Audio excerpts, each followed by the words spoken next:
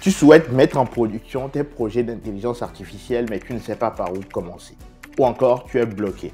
Dans cette vidéo, justement, qui est une énième série de notre podcast IA Moneymaker, j'ai décidé de faire une conversation à cœur ouvert avec un tech lead data et IA pour partager avec toi les mots qui minent réellement les data scientists dans la mise en production de leurs projets. Et surtout, t'offrir les clés que tu peux actionner, toi, dès à présent, pour pouvoir remédier à toutes les problématiques auxquelles tu es confronté. C'est une véritable masterclass donc que nous livre notre invité du jour, puisqu'il évoque tous les sujets sans complexe et sans tabou. Tu auras ici toutes les clés pour te permettre justement de mettre en place les éléments actionnables afin de devenir autonome dans la mise en production de tes projets en intelligence artificielle. Pose-toi donc dans un endroit très calme afin de bénéficier des pépites qu'il y aura dans cette vidéo.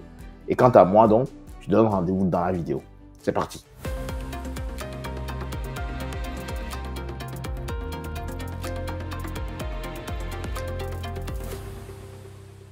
On a tous été surpris une fois d'avoir notre modèle qui tourne sur notre notebook. Et puis, quand on le sort du notebook, ça ne fonctionne plus. La manière d'installer Python sur l'ordinateur. Ouais.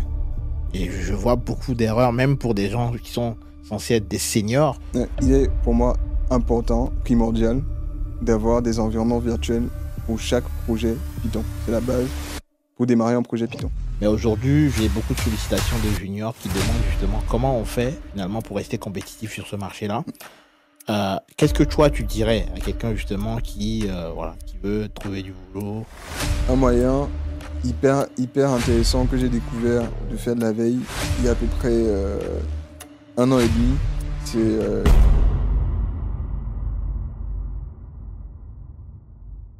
Salut Brice, on va avoir un échange autour justement de la data science et la mise en production. Et donc dans ces échanges-là, il s'agira justement de clarifier le gap qu'il y a entre la data science et la mise en production. Comment on fait quand on est junior pour mettre en place des environnements de développement cohérents pour essayer justement d'intégrer la logique de mise en production dès le départ des projets. Et puis, tu nous parleras de ton expérience. Si ça te va, on peut commencer? On peut commencer. Salut Espoir. Salut. Alors, est-ce que déjà tu peux te présenter pour celles qui ne te connaissent pas encore? Oui. Déjà, merci pour l'invitation. C'est vrai que ça fait un moment que tu m'as lancé l'invitation. Donc, Brice Fozzo, software engineer appliqué à la data et l'IA. C'est comme ça que je me définis, même si j'ai plutôt une formation de data engineer. Et donc, j'ai commencé ma carrière en tant que data engineer, après avoir fait une alternance de 3 ans en tant que analytics engineer. À l'époque, le terme n'existait pas, je crois. C'était plutôt data analyst et data engineer parce que je faisais un peu des deux. Et puis, donc, première partie en alternance. Ensuite, j'ai été dans une ESN en tant que data engineer, puis dans une startup sur les 3 dernières années où j'ai été, là pour le coup, software engineer appliqué à la data et à l'IA. Donc, on a créé 3 produits d'IA. Donc, un premier produit plutôt sur du machine learning non supervisé et 2 autres produits sur de l'IA générative. Donc, on a suivi la tendance un peu actuelle. Et actuellement, pareil, dans un groupe pharmaceutique où je suis software engineer aussi appliqué à la data, principalement, et, et où j'occupe j'ai le rôle de tech lead sur ce poste-là. Ok, parfait. Donc, tout ça, ça m'intéresse beaucoup parce qu'aujourd'hui, en tout cas, de par de mon expérience personnelle, euh, quand j'ai voulu justement aller vers tout ce qui est mise en production, je me suis rendu compte que j'avais, on va dire, un déficit dans la partie software engineering. Donc ça tombe bien. Avec toi, on va décortiquer tous ces sujets-là. La première question que j'ai envie de te poser, c'est comment on setup un environnement de développement qui soit reproductible, qui soit partageable dans le cadre d'un projet de data ou d'IA. Quel est pour toi le setup parfait? Ok, ça commence dur, hein. Ouais, ça rentre dans le vif Euh, du sujet. donc, comment setup un environnement? Je dirais déjà, en général, j'aime bien parler de contexte business ou des trucs comme ça, mais concrètement, je vais te dire déjà un outil, Docker, pour setup un environnement. Je dirais Docker. Et comment on fait pour setup un environnement finalement de la dev à la prod? Pour moi, je dirais que il faut recenser un peu tout ce dont on a besoin pour pouvoir déployer et aussi Évidemment, il faut avoir fait toute la partie contexte métier, études business, parce qu'il faut se rappeler qu'à la fin de la journée, on essaie de résoudre un problème, on essaie de créer un produit data ou IA pour résoudre un problème business. Et donc, il faut essayer de se mettre dans l'environnement qui convient. Comment on fait? Concrètement, moi, ce que j'ai comment dire, pratiqué sur les 3 dernières années surtout, c'est beaucoup de Docker. Donc, Docker à la base de tout, parce que l'idée, c'est de pouvoir tout développer grâce à Docker dans le même environnement qu'une équipe de 5-10 développeurs, voire plus, ait tous le même environnement de développement et que cet environnement de développement qui est similaire entre les développeurs soit ISO, donc pareil que la prod, l'environnement de prod. Ça évite ce fameux problème du ça marchait pourtant sur ma machine, qu'on peut avoir rencontré non seulement en tant que développeur, mais aussi en tant que data scientist. Donc, on a tous été surpris une fois d'avoir notre modèle qui tourne sur notre notebook. Et puis, quand on le sort du notebook, ça ne fonctionne plus parce que les environnements sont différents, l'environnement de production est différent, et ainsi de suite. Donc, je dirais Docker vraiment pour rendre ISO les environnements. Mhm. Et puis, Docker, ça s'utilise à plusieurs étapes. Donc, premièrement, pour avoir tous les packages dont on a besoin, toutes les librairies dont on a besoin pour le modèle qu'on va être en train de développer. Ensuite, ça va être utile Docker pour binder et packager le modèle, puis pour faire des tests, et enfin pour déployer. Donc ça va s'utiliser vraiment dans toutes les étapes du cycle de développement d'un modèle Docker. Et voilà, donc je dirais Docker comme outil principal.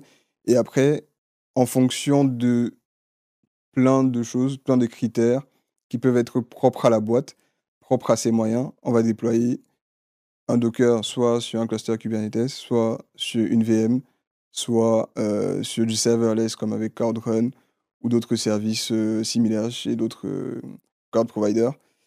Et au final, tout dépendra du contexte business une fois de plus. C'est-à-dire qu'on ne va pas déployer une application sur un cluster Kubernetes alors qu'on a 2-3 utilisateurs. Ça n'a pas de sens.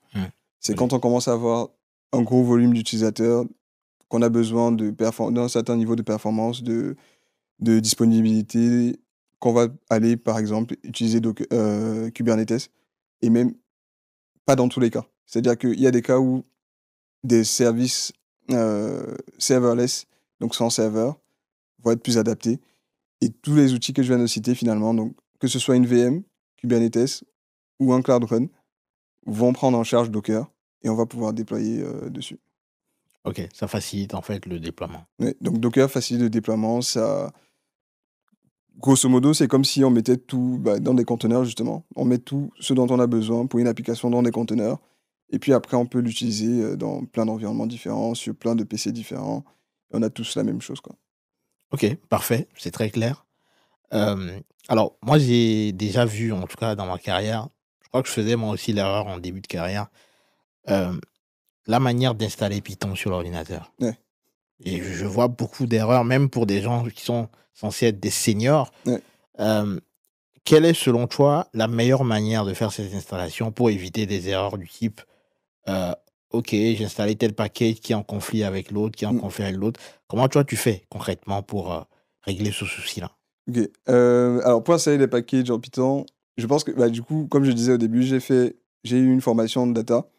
Et je pense que j'ai une très bonne formation et je pense qu'on a été beaucoup à avoir une bonne formation. Mais il y a des pratiques qu'on n'a pas forcément en formation. Et on a tous utilisé Anaconda. Ouais. Où on nous a... fameux Anaconda. On a tous utilisé Anaconda où, évidemment, dans des notebooks, on a installé des choses à la volée. Mais une chose qui était importante à retenir, qu'on n'a peut-être pas assez dit dans Anaconda, c'était la notion d'environnement virtuel. C'est-à-dire que quand on veut travailler sur un nouveau projet, pour moi, la base, sur un nouveau projet Python en tout cas, c'est de créer un environnement virtuel lié à ce projet. C'est-à-dire que à chaque fois qu'on va venir dans le projet, on sera dans une sorte de sandbox, de bac à sable isolé, ou bien d'environnement isolé, qui n'interagit aucunement avec tous les autres environnements de projet qu'on a à côté. Parce qu'on peut, en général, quand on est data scientist ou software engineer qui fait du Python, on est amené normalement à travailler sur plusieurs projets. Donc, si je commence à installer déjà Python sur mon PC globalement, la version 3.10 par exemple, et que et que à un moment donné, je sois obligé de travailler sur un projet Python de version 3.9, bah déjà là, j'ai un problème. Je peux avoir des problèmes de conflit entre des packages qui n'ont pas forcément besoin de la même version.